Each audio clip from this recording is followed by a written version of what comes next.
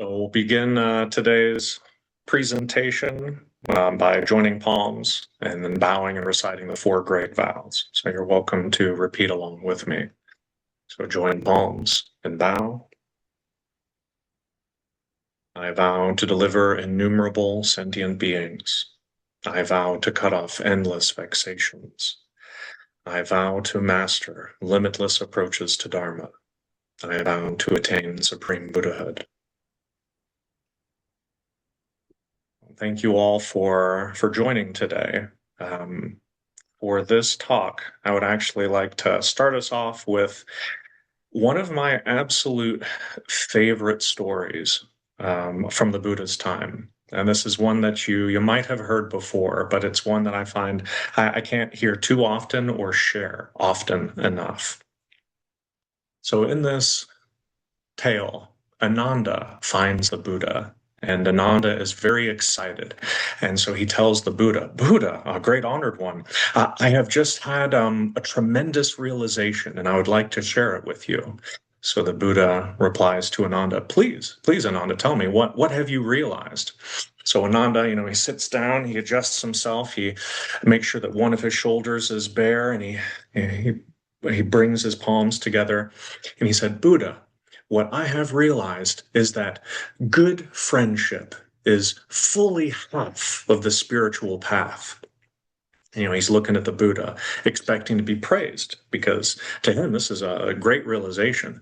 But instead, the Buddha replies, Ananda, you should not say such a thing. If you go around and say such things as a disciple of mine, people will doubt my teachings. So listen carefully, Ananda, and I shall tell you the truth. He said that good friendship is the entirety of the spiritual life. He then went on to describe how good friends help one to practice. They help one, and in that particular presentation, to practice the Noble Eightfold Path. And if you're at all familiar with the Noble Eightfold Path, you should also know which is the first spoke on this wheel of the path. And the first of these is right view. That brings us to the Lankavatara Sutra, because the Lanka is very much a right view sutra. So the meaning of the title, the Lankavatara Sutra, is like something like the appearance on Lanka. And scholars, they suppose that this is referring to Sri Lanka. So the Buddha appears on Sri Lanka and gives this teaching. And this is a sutra that did not appear in historical records until it showed up in China in the 5th century. The first individual to translate this, Dharma Shema, he was actually assassinated and his copy was lost. But the second survived. This was a translation by a man named Gunabhadra. And in some early Chan schools, they actually point towards Gunabhadra as being the first patriarch, as having been credited with bringing Chan to China, because this sutra is very important in Chan Buddhism. This translation of Gunabhadra's was handed down from Bodhidharma to Huike, who told him that everything that he needed to know was right here. Much later on, during the time of the 5th patriarch, Master Hongren, if you're familiar with the poetry battle that took place in the Platform Sutra, they were actually painting a scene from the Lankavatara Sutra on the wall that the poems were prescribed. But this sutra is, it's an interesting sutra.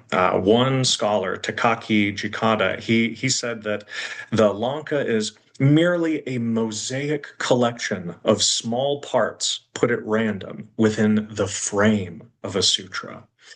And I've read this a couple of times, and every time that I've wanted to return to it, I've been a little bit frustrated by my um, inability to find the things that I'm looking for, because it is just like a mosaic. So this time around, I have all of these little tabs that I have written down, the important thing that I got from that particular section, and I just got dozens and dozens of these, so that I can finally be able to flip through and find the things that I can remember. I'll remember a turning phrase, but not be able to find it. So this time around, I'm trying to fix that, because it can be a little confusing. One can get lost in this sutra.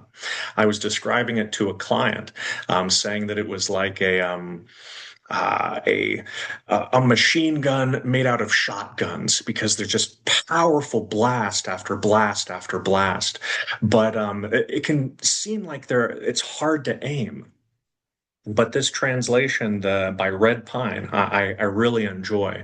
And in the foreword, um, he said that the Lankavatara Sutra, he found it to be pretty straightforward once he found the two threads that held this sutra together. So he breaks down like the dozens and dozens and dozens of sections, and say that there's two really important things. The first of these is that whatever we see or think or feel is our own mind. And the second is the self-realization of Buddha knowledge, that you have to know this for yourself. And Red Pine puts this as the first: whatever we see, think, or feel is our own mind. So this is a Yogacara teacup, because this is the Yogacara school, like just classic Yogacara. But the self-realization of Buddha knowledge, this is the drinking of the tea. And this is why the Lankavatara Sutra is pointed to as being the very beginnings of Chan, because you have to taste it for yourself. You have to diligently apply through application, and thereby realizing what it is that this sutra is trying to show you. And Red Pine says that when you keep in mind these two things, that it helps not to be distracted by all the various instruments of the tea house, because there are so many tools. And some of these tools say one thing, and then a couple dozen pages later, it will seem to say the opposite. But all of these are they're incredibly skillful means, because what this sutra is trying to communicate is right view. And right view is not something that can be just written down. I can't give you a list of these are the things that are right view, and if you memorize just these things, you're going to be just fine. Because realization doesn't work that way. If it did work that way, nobody would have to practice. We would simply have to memorize a list of principles, and poof, we'd be there.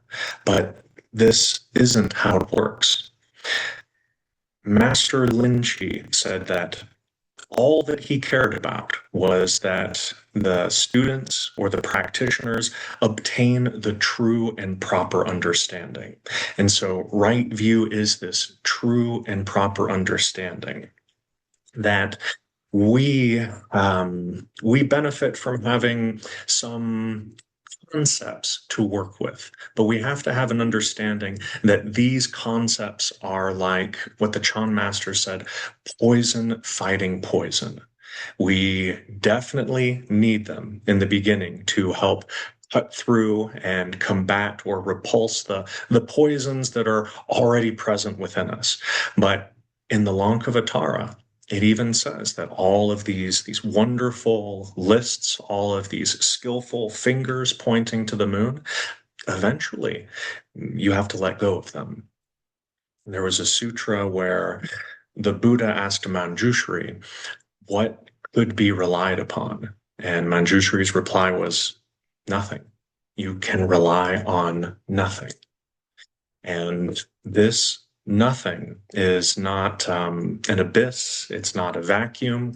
It is right view. It's what mind is. It's how mind works. And it's something that we can only point to, but point to it we must. So Master Han Shan said that beginners must have faith that the three realms are mind and phenomena are consciousness only.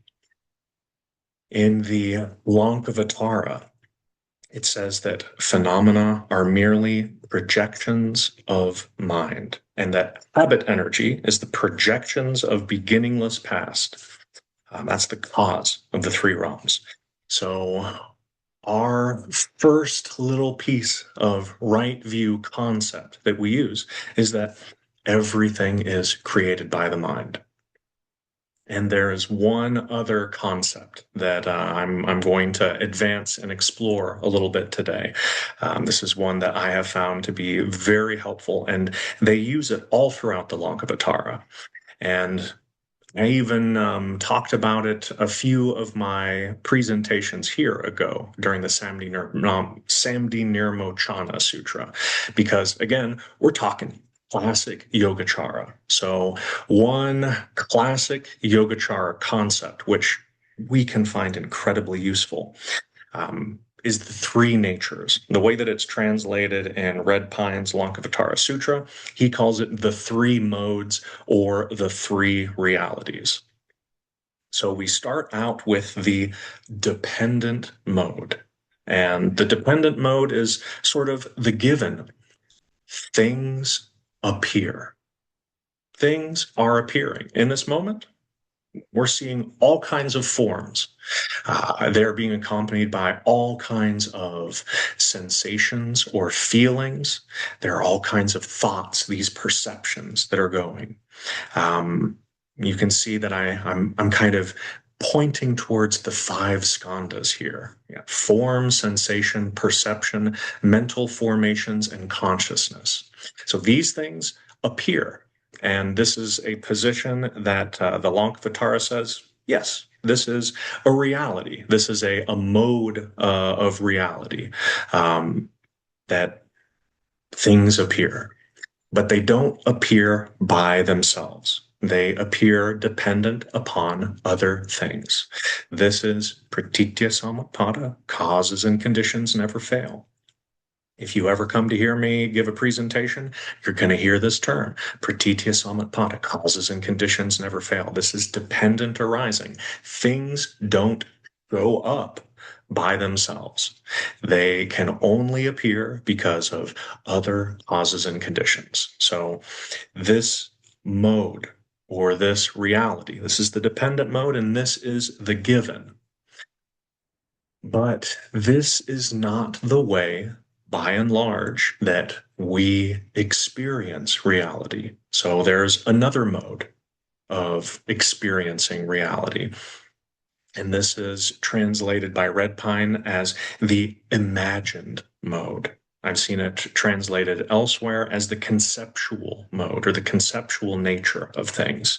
And this mode arises from attachment to the dependent reality. So things appear, forms appear, sensations, perceptions, mental formations, all of these things appear. But then something happens and an attachment is formed. An attachment is formed to, and the Lanka, it talks about the individual or shared characteristics. So these are shape and color being formed.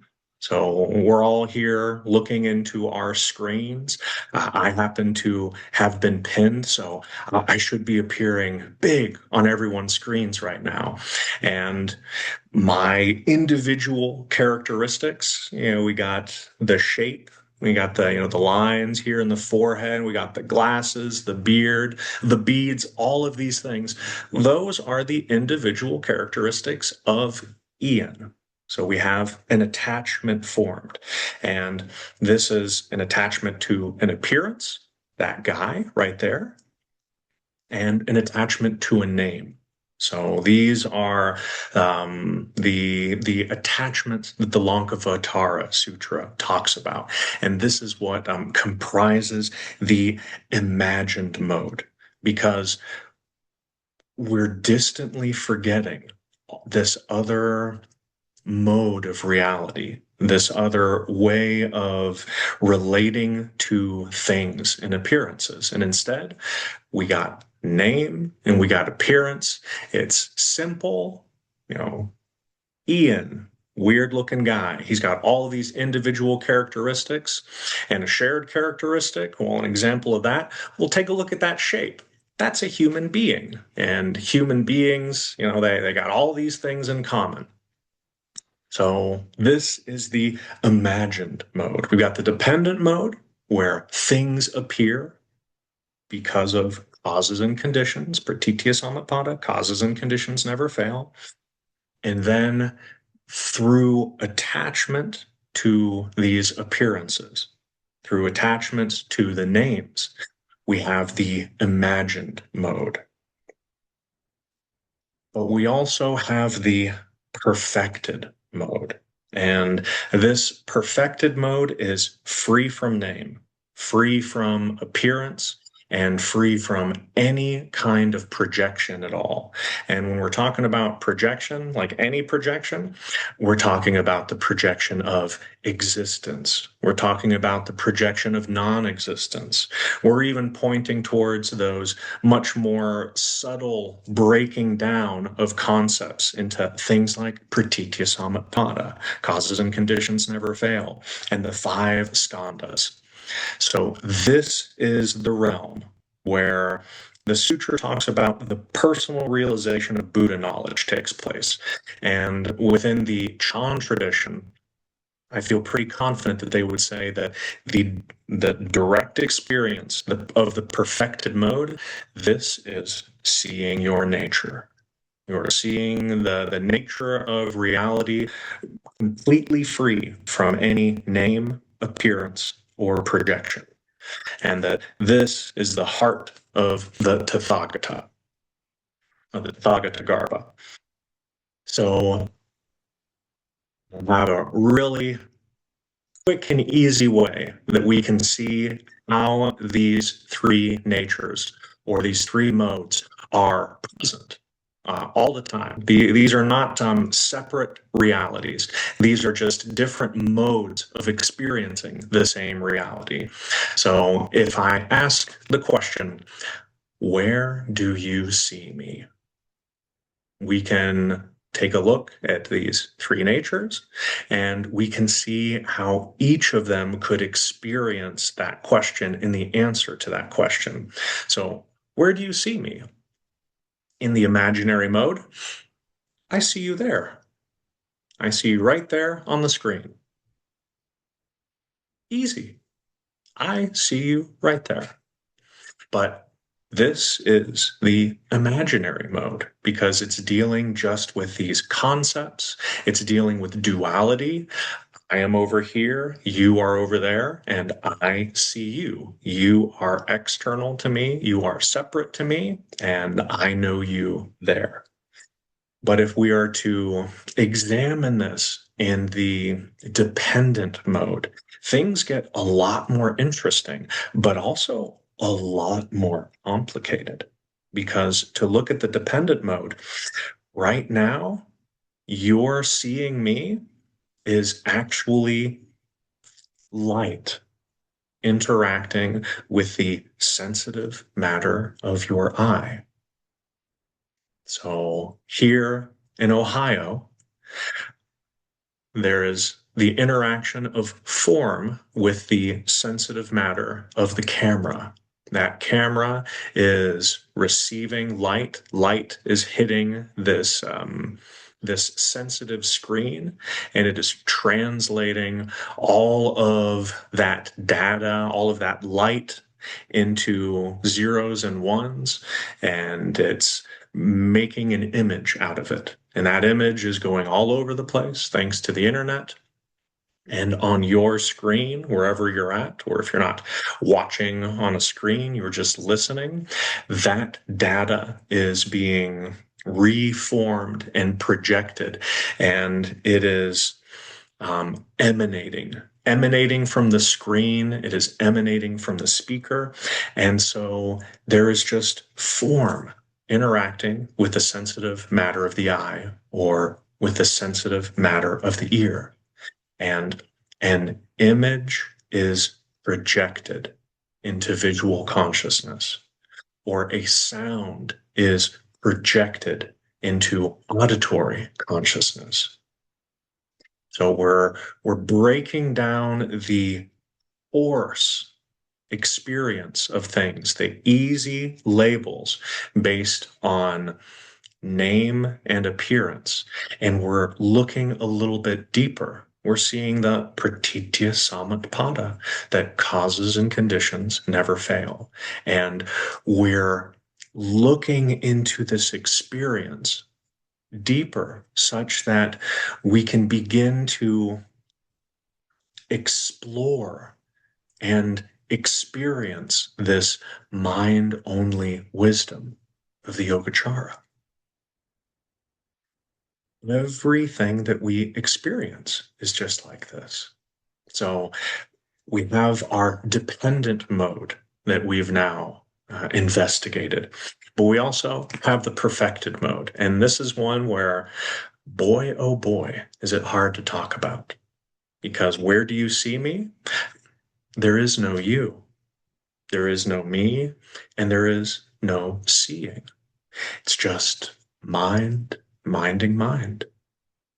Thusness or suchness. This is one of the words that they use to put an end to words.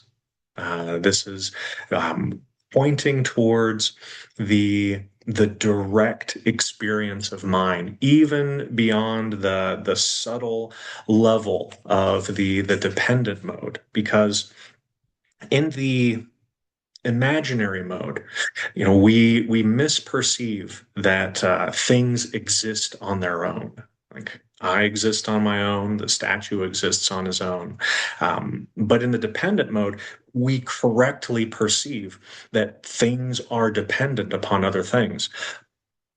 But we're still perceiving the world in terms of things that are themselves fictions, because everything is just a projection of the mind.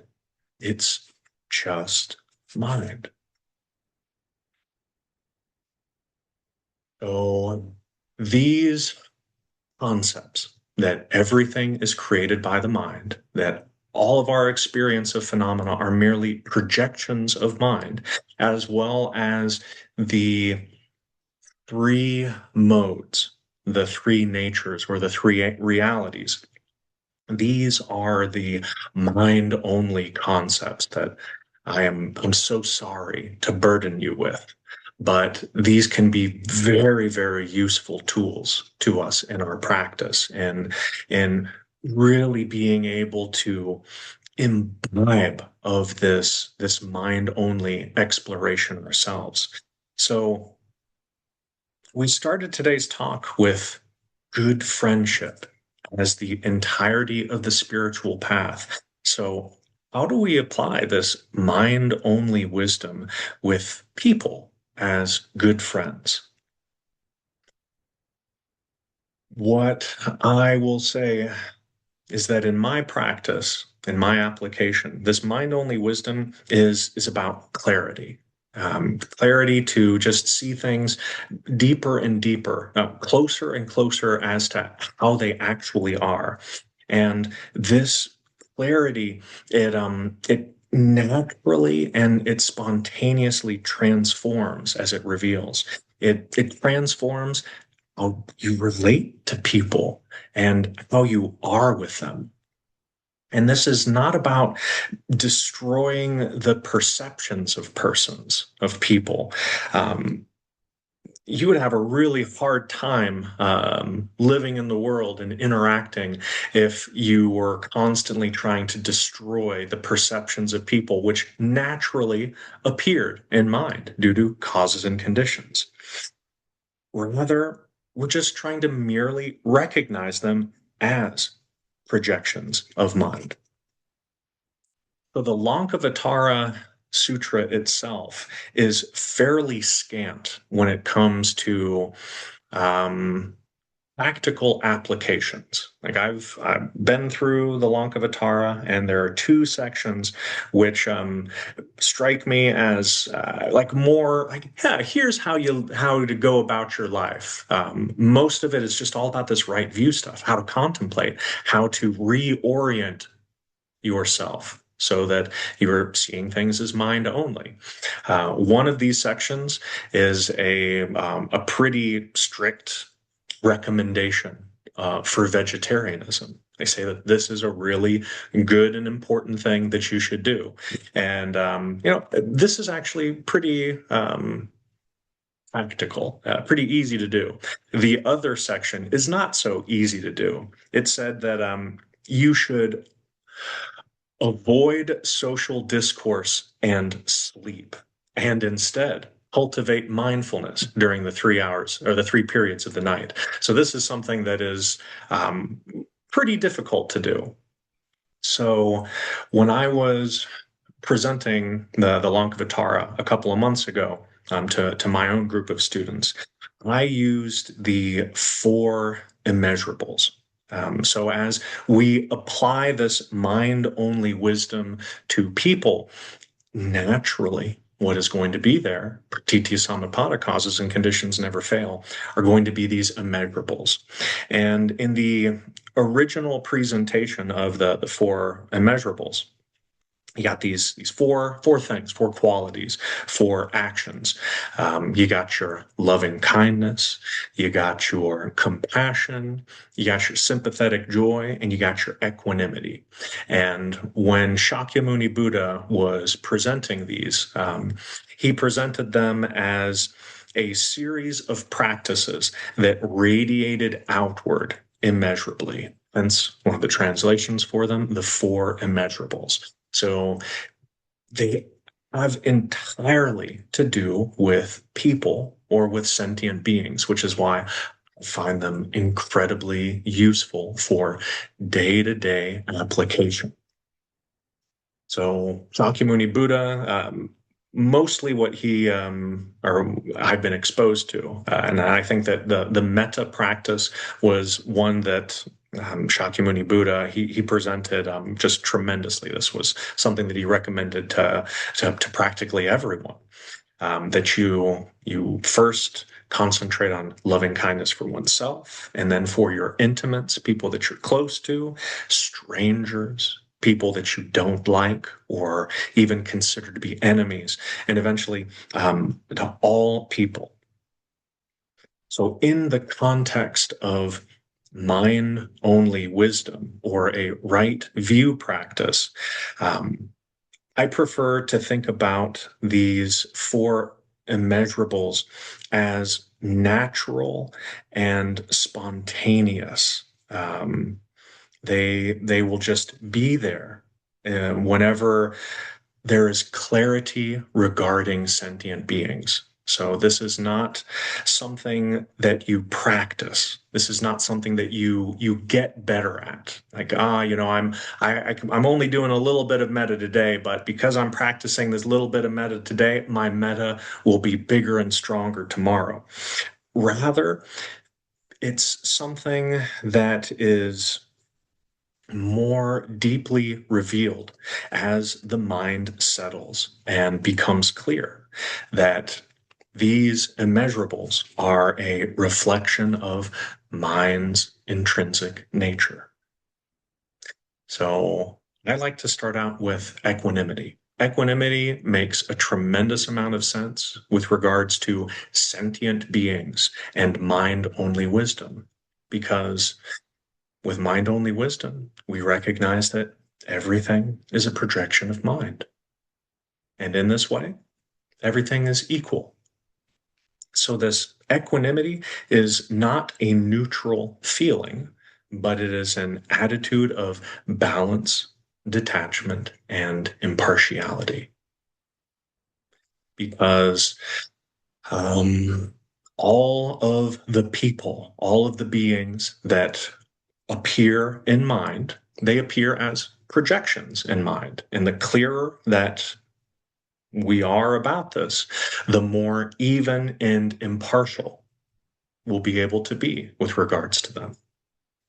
And this equanimity treats beings free from discrimination, without preferences and prejudices.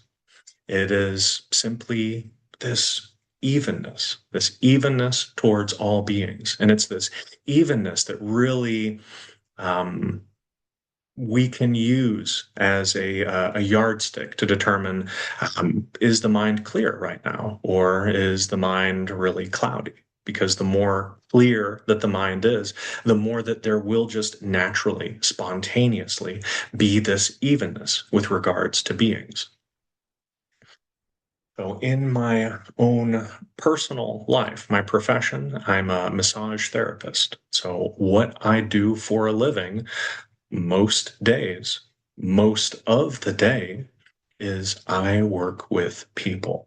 I massage their bodies, and I listen to them. I am even with regards to them. I don't treat one person um, like oh, this person, I'm going to get out of this massage as quickly as I can. But this person makes me feel really good, so I'm gonna give them some extra time. Instead, I recognize that sure, these preferences they arise naturally um, due to causes and conditions. Pratitya samutpada, causes and conditions never fail. They're going to arise due to attachments.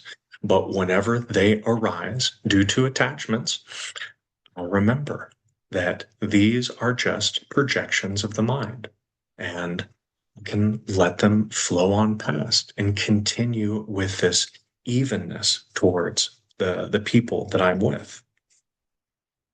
So each of these immeasurables, they have a near enemy and a far enemy. So the far enemy is its opposite. It's easy to understand. So the far enemy of equanimity is this craving or aversion, whereas the near enemy is an indifference or an apathy. So this indifference or apathy, this is something that as practitioners, as we are working this mind-only wisdom, practicing with people, we're naturally going to have thoughts about people. We're going to have thoughts about do this, don't do that, say this, don't say that. But we want to be very mindful of this thought or this feeling that, oh, none of this matters. Or, oh, it doesn't matter. It's just mind only. I'm being filled with equanimity right now, but I don't have to do anything because, it's just mind. It doesn't matter. This is the near enemy of equanimity. And in our application, we want to be very cognizant that this is something that can come up. The next immeasurable is appreciative joy. Sometimes it's translated as sympathetic joy. So, with regards to mind only wisdom, everything belongs to mind. So, one person's success is everyone's success. This is kind of the attitude of mudita, of appreciative joy. And this has to do with the good qualities and the good choices that people can make, and the peace and the joy brought about this. So this kind of joy is a natural and spontaneous response to any kind of good choice, any kind of good decision. And guess what? If you are practicing, that's a good choice. That is already grounds for joy to naturally be present. Anytime the mind is clear, there's going to be this joy. It's not necessarily going to be like this, this big, huge, exuberant joy, but it can be just this little tiny joy. So when I am with people, whether I'm with a client or with a friend, people are always sharing things with me. And whenever they share something that is good that they have done, I always try to comment. I always try to remark, to congratulate them, or to express some kind of joy. It's natural to feel this way, but sometimes we are frustrated in our abilities to let it out. We can understand the far enemy of appreciative joy, jealousy, envy, and resentment. When we see someone who has good qualities, who is in a good position in life, it's easy to become jealous of that. In the Tibetan tradition of Buddhism, um, I've read that their examination of the six realms, they have a negative emotion associated with each of the six realms. And for the human realm, jealousy. Jealousy is our problem because we see things that people have that we want, and we can't be happy for them. We can't be joyful for them. So this doesn't mean that we should be upset with ourselves for not being able to give rise to this joy. Whenever we notice that one of these immeasurables is absent, we simply recognize that ignorance is in a much greater presence, and that this natural, spontaneous quality of mind is obstructed. Just as it can be obstructed by the near enemy of exuberance or an intoxication. With this joy, we're overexcited, or we're attached to this joy or this success that appears. Gilbert, he's told this story many times, Gilbert, my master. And he told the story where he came up to Master Sheng Yen before a retreat, and he was telling Master Sheng Yen, this Dharma practice, it's so wonderful. I have so much joy. It's just so wonderful. And Master Sheng Yen, he understood what Gilbert was saying. So he nodded his head and said, yes, this is good. It's like this. And so Gilbert started to walk away. And he's walking away, feeling good that he'd shared with his master and got a pat on the back. But Master Sheng Yen said, but Gilbert, don't be too joyful, because we can get intoxicated with this joy. In my own practice and my own experience, sometimes there will just be this calm and this clarity, and the joy will just be like a barely audible ringing. It's there, but it's soft, but it's there in this incredibly great way, in the same way that if you are looking at the horizon, you can see that it's just this one magnificent line. And the quality of joy that comes from the clear mind is like this.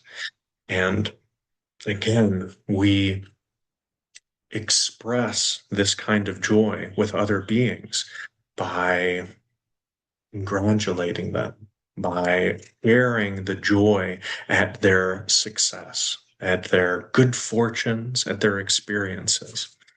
Um, when we are doing this, we can see that the causes and conditions are being set into motion to help with more of these good choices. There's that association, the positive association via causes and conditions. The next of the immeasurables is, I will confess, I do not have total equanimity with regards to the immeasurables because compassion is my favorite. Um, in the context of mind only wisdom, everything is made up of mind, and mind cares for mind. So, this compassion or karuna is the interest in suffering, and it is the active component of practice. It is what promotes or causes action. So I'm going to point towards this one very, very strongly. When we are practicing mind only wisdom with regards to people or good friendship with regards to people, this right here, compassion, is the key. Compassion is why we interact with people. Compassion is why we practice. On the imaginary level, it's why why to play in samsara, why to remain is because of this compassion. In the dependent mode, compassion is what brings about all of the good things. It is what sets into motion the causes and conditions by which suffering is eased.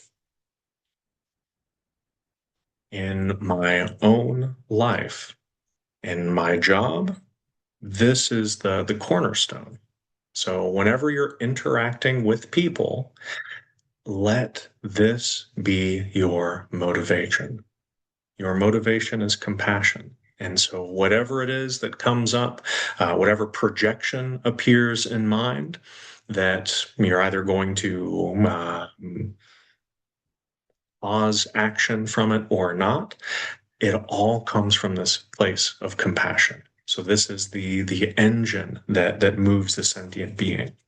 And its far enemy is cruelty. This is a bad interest in suffering. Cruelty wants to increase the suffering of sentient beings. But the near enemy, pity or grief, this is something that we can still get caught up in. We can be grieving so hard the loss of something, or we can be supporting the the the incredible pity, putting oneself above another. And when these things show up in mind, we simply recognize that these are not genuine, deep, true compassion. These are just these are lookalikes. So we let them go and we continue with our application of compassion. So the last of these four immeasurables is loving kindness. So everything is mind. There's no separation. There's no distance in the heart. And it's just this steadfast attitude of goodwill. In the traditional presentation of metta, the Buddha said you should be expressing metta in all quarters constantly. Just this loving kindness, this incredible goodwill or well wishes for all beings. This is something that people can feel from you when we're operating from a position of self-centricity or self-partiality. We're trying to get something for ourselves.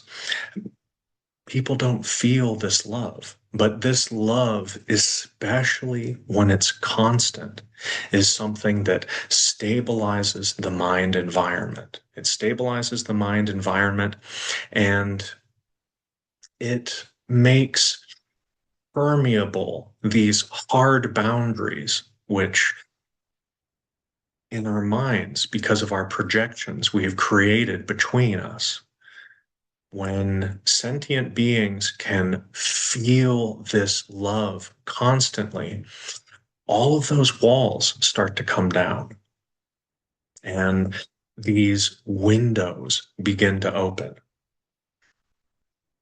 So in my we can call it the social application of the immeasurables, or the social application of right view, mind only practice. I'm very patient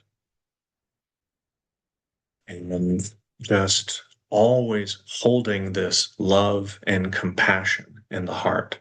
Whenever having an interaction with someone, you try to feel this. And you know that if you've lost it, if this loving kindness or compassion disappears, well, then you know that your sense of self has been strongly triggered. And all of these obstructions are now stopping these natural characteristics of mind from being present. That's when you return mind only. Like, okay, what is it that I'm stuck on? What am I stuck on? Well, first, I'm stuck on I. And then there's the sticking to whatever it was that came about and made all of those immeasurable characteristics of mind disappear. So you're aware of those, and once you correctly identifying them as just nothing more than the projections of mind, then mind will begin to stabilize and the heart will begin to emerge in your activities again and again. So this heart is probably the most important part of the application of immeasurables. Master Cheng Yen said that the vow to deliver others before oneself is the first sign of the awakening of the Bodhi heart. So in the Lankavatara Sutra, it talks about the vows that Buddha makes, that all the Buddhas make to deliver sentient beings. This is one of the three aspects of Buddha knowledge. So when we are trying to apply mind only wisdom with regards to people, you start here. You start with the making of vows, the vows to deliver all beings before oneself. This is what enables the heart to open, and this love and compassion to flow forth. And when it is felt by sentient beings, then there will be the opportunities to skillfully apply compassion.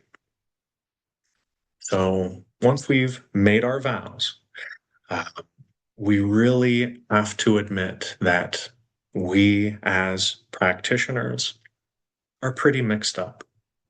We have lots of causes and conditions that are constantly in flux. Sometimes the mind is clear, sometimes mind is not clear. And when we can admit that we are mixed up, we can adopt the position that we're not superior to anybody. Sometimes, and I do see this in practitioners, I'm a practitioner. That person's not a practitioner. So, well, I'm a little bit better than they are. This is not a helpful position to take, because we're talking about good friendship. We're talking about noble friendship. And if you find someone who adopts you as your teacher, well, now, then there's going to be a power differential involved, and you have to respect and work within that arrangement. But with regards to sentient beings, recognize that your nature is neither superior nor inferior to theirs. You're equal. You're even. It's just heart.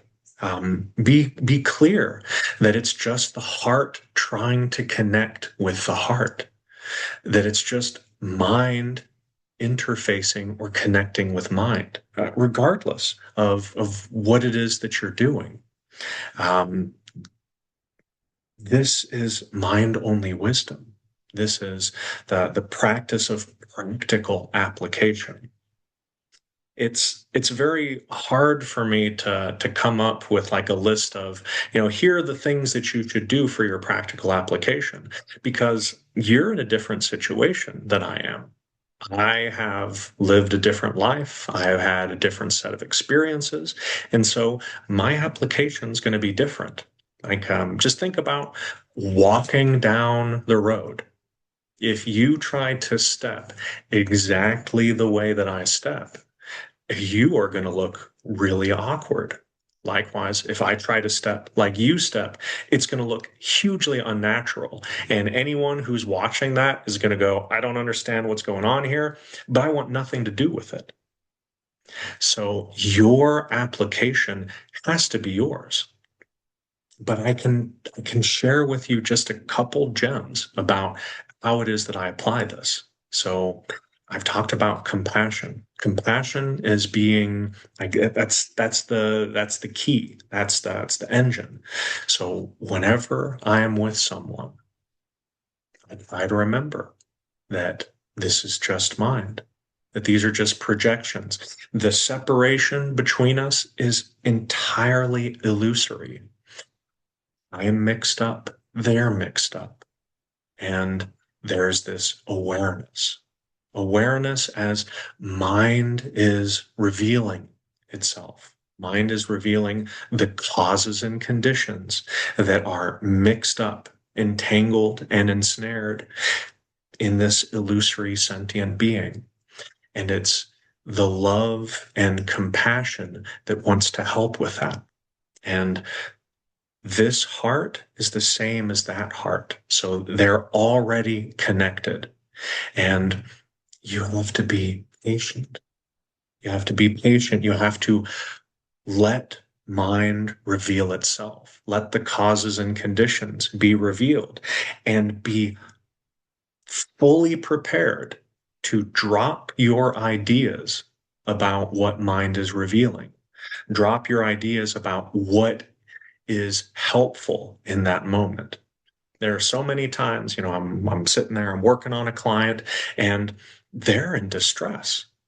They're having a rough time with life. They're turned around, they're confused, and they're telling me about their problems. It's this heart that wants to help them with that suffering.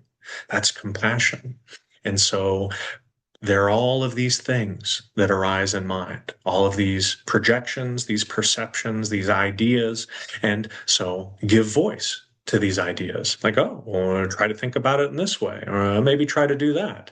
And I can't tell you how many times that, I thought I had a pretty good idea. It's like, oh, yeah, if you just did this, then you'd be able to resolve this problem. That would take care of it.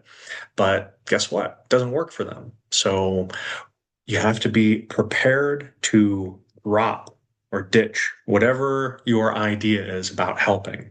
But there are some things that you stick to. For example, compassion. You always stick to compassion. You always stick to love. You can change the way that you present compassion. You can change the way that you present love. I'm always trying to share the Dharma, even though I don't call it the Dharma. Every once in a while, I get to talk about things in mind-only terms or right view, but mostly I don't. But that's okay because it's not about what I want. It's not about my idea about what that situation needs.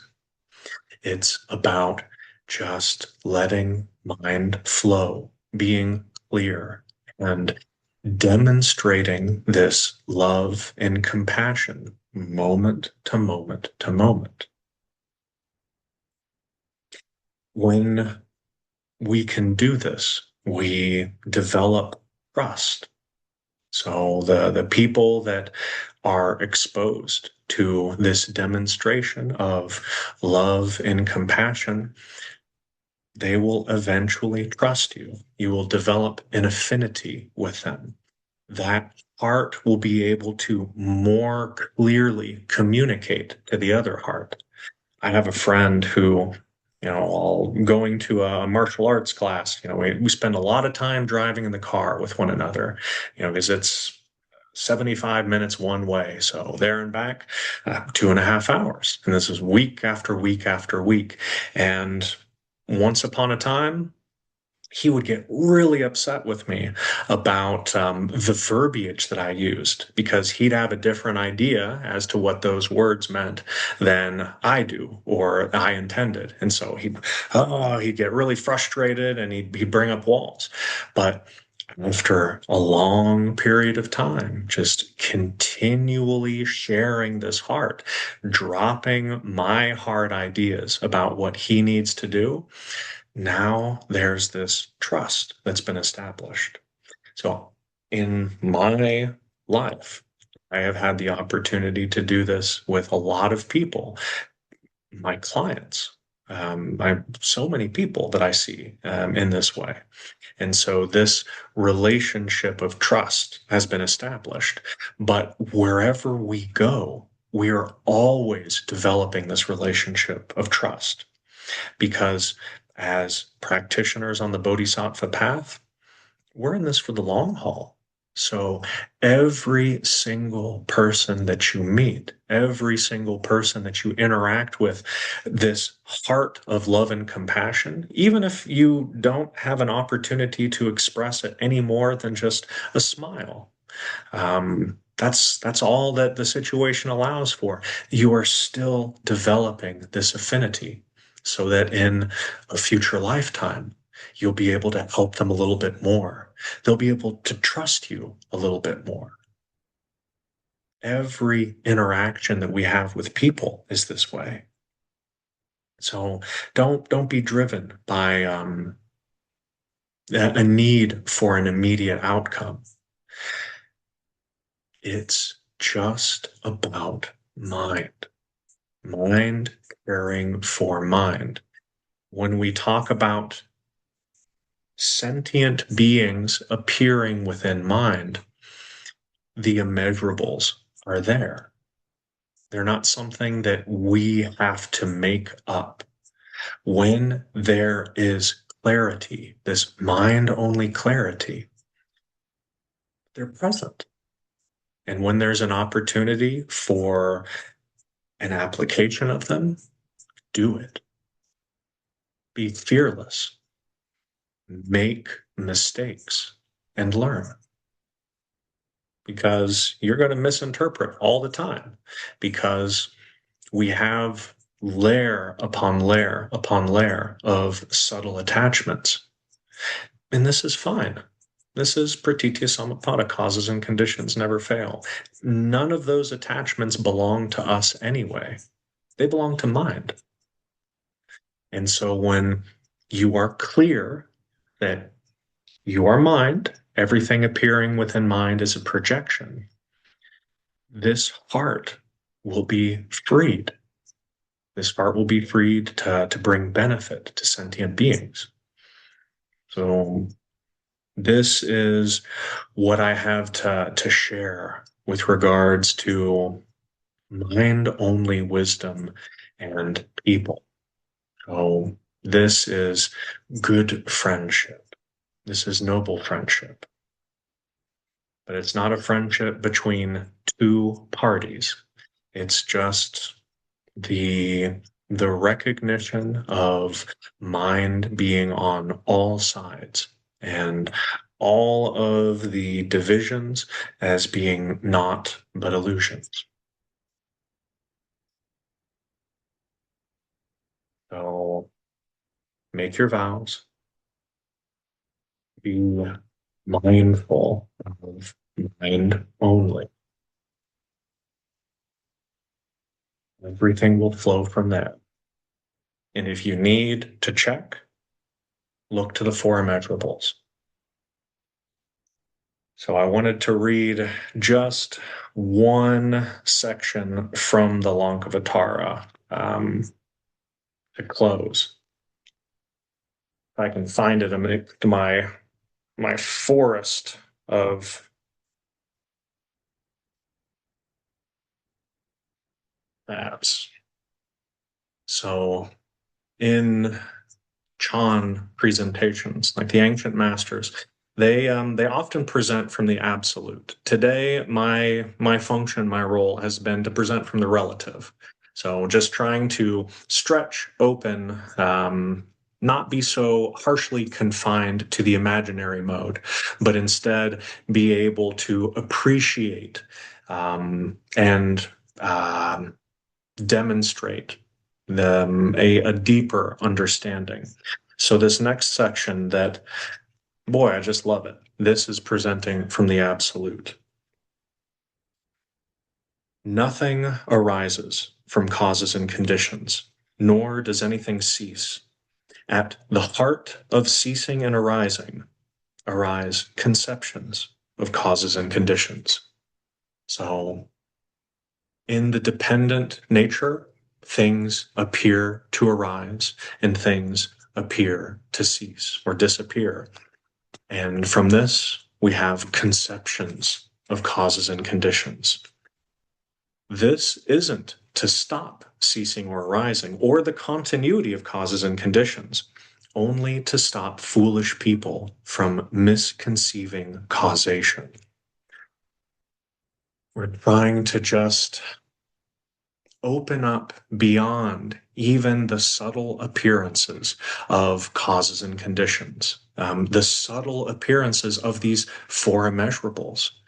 Open up to the wordless, conceptionless experience of the absolute.